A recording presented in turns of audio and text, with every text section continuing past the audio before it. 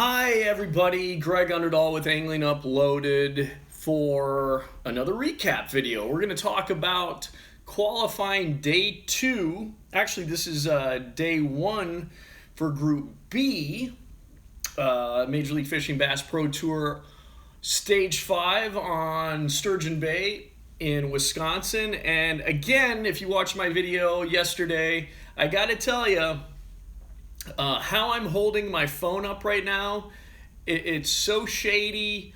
It's very possible that this whole contraption is going to collapse during my talk at some point. So usually I take some a few minutes to really set up my shot, but I'm not even doing this. I might not be composed properly in the frame. I ain't worried about it because this thing's just holding on for dear life. I can't mess around much. So I noticed yesterday too, I'm pretty much a stickler. So in some respects, it's kind of hard for me to do these really basic iPhone videos with just the lighting that's in my hotel room here. But I'm like, you know what? Sometimes I overthink these things.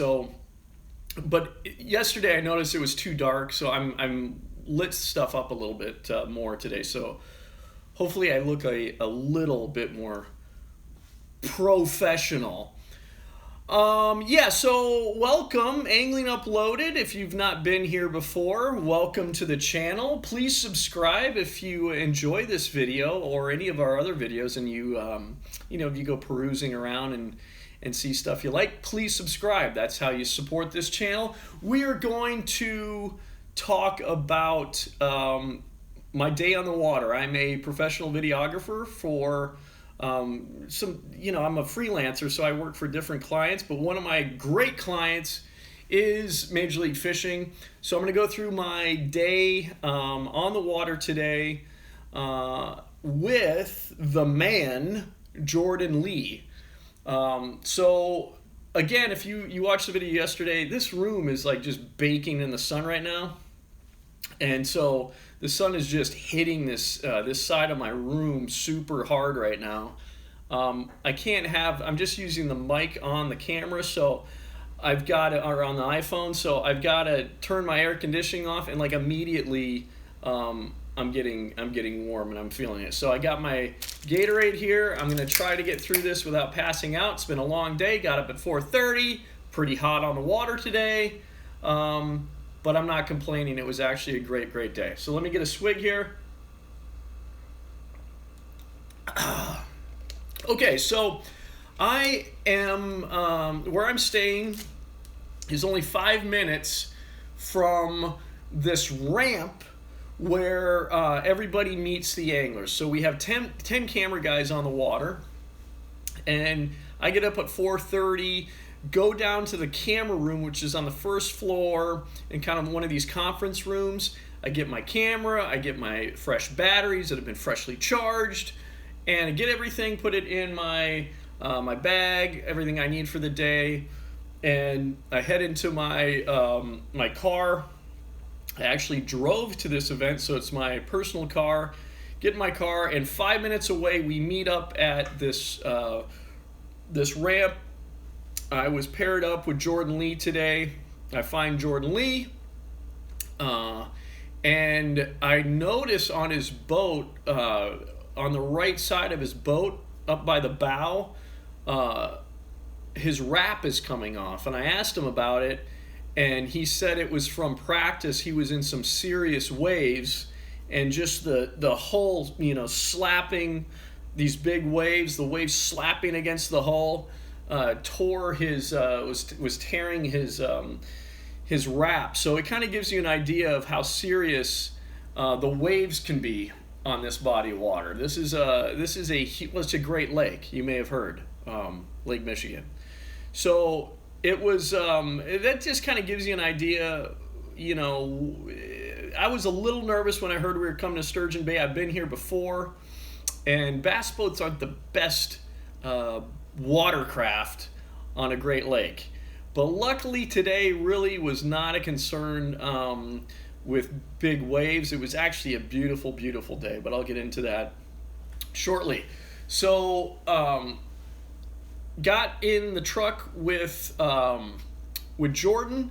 So I was sitting in the back seat. Boat official sitting in the his name's Dino, great guy, sitting in the passenger seat. Jordan's driving, of course, and we're heading to a completely different area. We're heading, so you have this peninsula jutting out. On the left side of the peninsula, you have Green Bay. To the right, you have the rest of Lake Michigan, right? So yesterday, I was on the western side of the peninsula all day. Started out today on the eastern side of the peninsula. So totally different, change of scenery, and I'll get to this. Basically, we started out over on the east side. So I was kind of confused, like directionally. I'm directionally challenged anyway. That cough is not COVID. It's a wet cough. But I do need a swig of Gatorade. So we're driving to the east side of the peninsula, and Rob Newell, as we're driving, Rob Newell, who is a reporter, also a on the water analyst for Major League Fishing, and also a friend of mine. I think very highly of Rob, and we both have the same kind of bass fishing history, as far as we're almost like the same age. I think we might be exactly the same age, and we grew up with bass fishing, watching the Bassmasters and Bob Cobb religiously growing up, and we both wanted to be professional bass fishermen growing up, I think. We're eating up with this game. But he also has this kind of we've got similar senses of humor. But anyway, so Rob called Jordan just to kind of get an idea, what's going on with Jordan's game plan. What's he thinking? How's he planning for this day? What's he planning on doing? Rob just kind of wants to know what's going on in Jordan's head, so that when Rob's doing these on the water pieces for the show, that he can offer some insights to the audience. So that was kind of cool to see Rob interviewing Jordan as we were going to Jordan's first spot. Let's see here. Okay, so we get to the east side of the peninsula. We're on the Lake Michigan side. I mean, it's all Lake Michigan, but we're on the other side. We're not on the Green Bay side. And we're in this bay that's completely different than anything that I was involved with, as far as like the anglers were doing yesterday. This was like this pristine bay, shallow bay, and it reminded me of like being in northern Canada. Just in Canada. It was just gorgeous. It was calm in there, and it was shallow, and I remember just thinking, boy, it's nice that there's no waves in here, and it's awesome how idyllic and beautiful it is in here. But I also was thinking, and Jordan made it seem like he didn't have too high of hopes for the day. Jordan is a very laid back dude, very cool, calm, collected. And if you know Jordan's record, he's a hammer, So he just didn't seem like too like he was just going to load the boat. Let's put it that way, right? And I was also thinking the fact that he was going shallow. I'm like, well, heck, man. Yesterday I was with, Josh Bertrand, and Josh was out deep, man, just loading the boat. So I'm thinking, oh, this could be bad, right? So, but while we're in this shallow bay, I'm just thinking, this is why I do this, though. Like, it was just gorgeous in there, and I'm thinking, I'm on a boat with one of the greatest anglers right now. One of the most accomplished, or one of the most talented anglers right now. And as a fan of bass fishing, I feel very fortunate, but also just to have that as my office. I just I I just felt I mean I feel very fortunate to do what I do. Um, so Jordan was in there. Brian Thrift was also in there, and Brian, if you know anything about Brian Thrift is a hammer as well, and stayed in this bay, and it was like void of life. There was nothing going on in this bay, and Jordan was. You could tell he was kind of annoyed. He's like, they're just completely gone. He's like, they're completely gone. He's like, in practice, there were 3 and 4 pounders in this bay, and he was looking around. He's like, there were 3 and 4 pounders everywhere in here, and they're gone now. So he made what I would consider a pretty ballsy move, and he's like, we gotta bail right now. We could salvage the half of the period. So let's put it on the trailer and get out of here. And so that's what we did. We went to the west side of the peninsula, so back over to the Green Bay side. And let me tell you, that was the right move. I want to make sure I'm not forgetting anything here. But before that, before we move, so if you've seen my recap videos in the past, I bought this awesome like folding stadium seat, portable seat cushion that works just awesome for these bass boats. There isn't in the middle seat where I sit. There's typically not a cushion. There isn't a seat, so I had to buy a seat cushion. And this was more of a seat. It was a seat actually that you use for like football games or something with bleachers, and it worked perfectly. I did a video. I talked about it in a video. Well, today that thing blew out. I was filming at the bow for a while as Jordan was getting up on pad, going to his next spot, and just as I was getting ready to sit back down, my seat just blew out of the boat. So, the Lake Michigan. You're welcome. You have a gift from me. It was a company called Rio. I'm gonna have to look them up online. Rio something like Rio. Hopefully they sell their products online, because I actually really love this seat. It worked perfectly. So that was a bit sad. Okay, so we go over. Okay, so I want to make sure again. Oh. So one thing I noticed, like Jordan's making this decision to move, and he's like I said earlier, he's so calm. He was like, he just didn't seem anxious or nervous about he was disappointed that those 3 and 4 pounders were gone, but he didn't seem anxious or nervous about it. I think there's a lot of people. I mean, I know this is why I'm not a professional fisherman. I know that I think I would kind of be spun out and like thinking my whole day has gone to hell.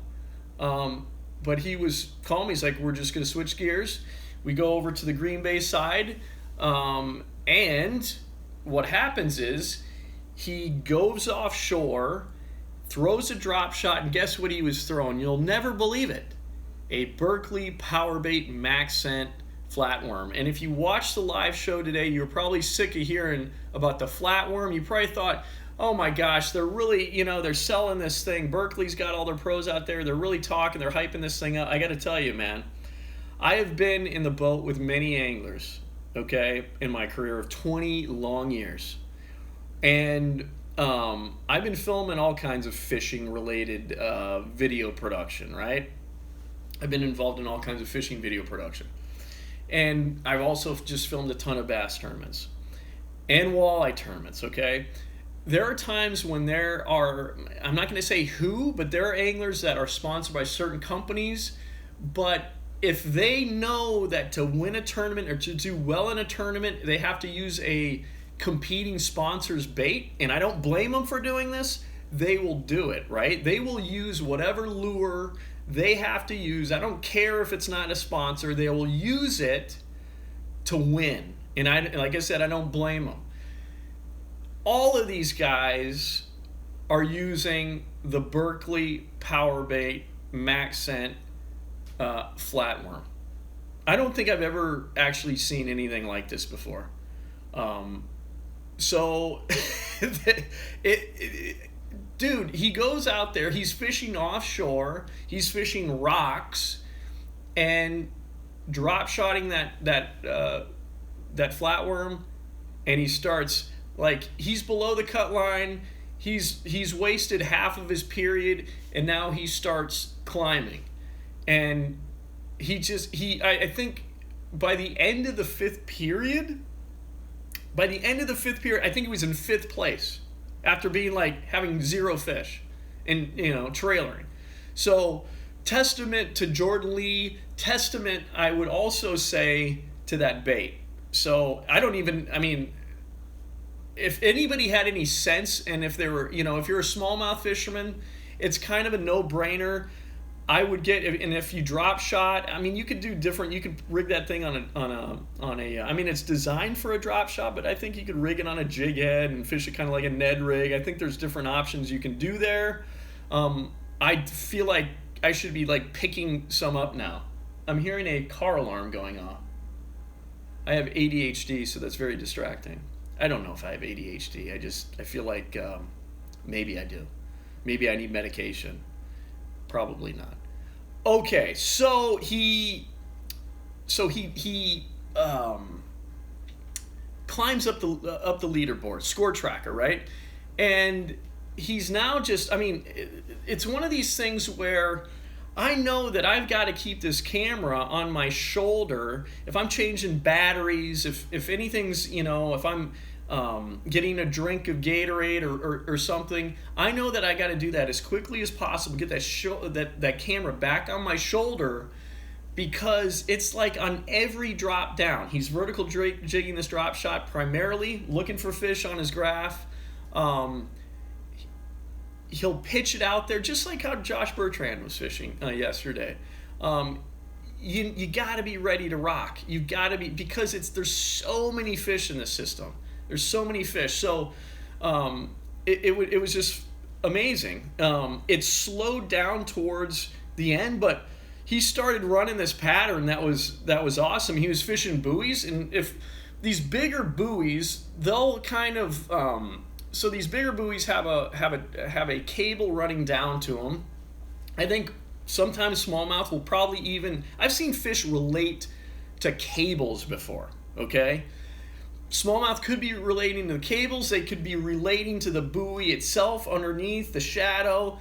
I think what they're primarily doing, though, is underneath these big buoys, cans, whatever you want to call them, there's also these big anchors that are keeping them staying in place, big concrete anchors, and I think they're acting like a boulder down there. Smallmouth will be around there, around those, so he was kind of targeting those, catching fish off those as well. And then towards the end, things were kind of slacking off.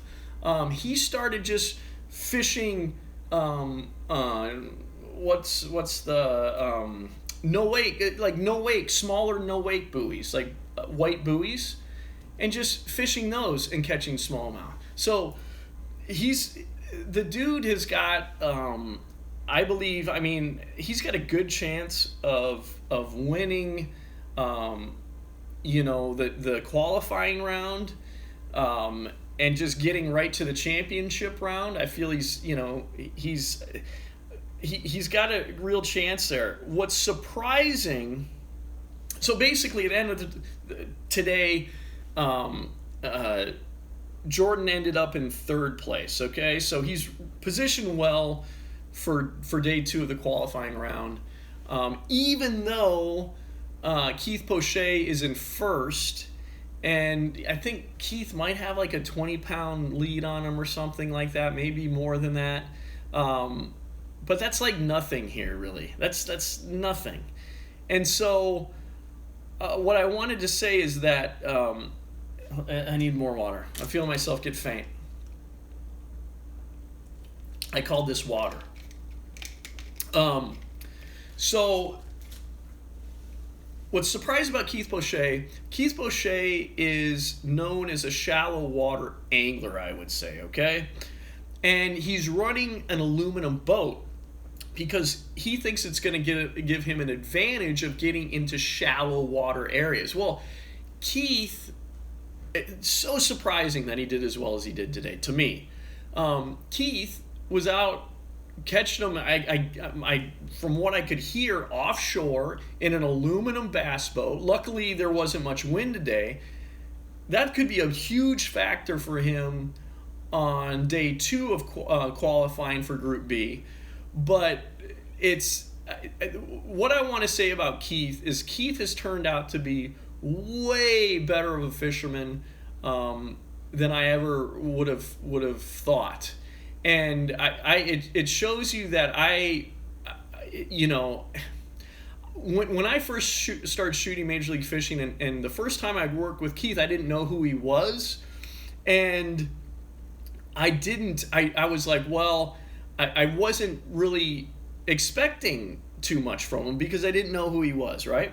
Well, I got to tell you, if you look at his record in Major League Fishing, and now what he did today, the guy is way more versatile fisherman than I think a lot of people realize. So it's going to be fun watching what happens with Keith, how he does in the next on day 2 of qualifying Group B. So I'm looking forward to that, and I'm also looking forward to tomorrow, because guess who I'm with again tomorrow? Josh Bertrand. It's going to be awesome. Josh was, I believe, in second place in day 1 qualifying Group A. So check out MajorLeagueFishing.com, MLF now. I'll be with Josh Bertrand. I can't imagine them taking me out of the boat tomorrow, so I'll most likely be with Josh Bertrand all day. So when you watch Josh Bertrand, you're seeing my amazing, absolutely stunning videography. So thanks for watching. Be sure to subscribe to Angling Uploaded. Check out all our videos. Really appreciate you watching. Like, again, subscribe, share the love that is known as Angling Uploaded. See you tomorrow, guys.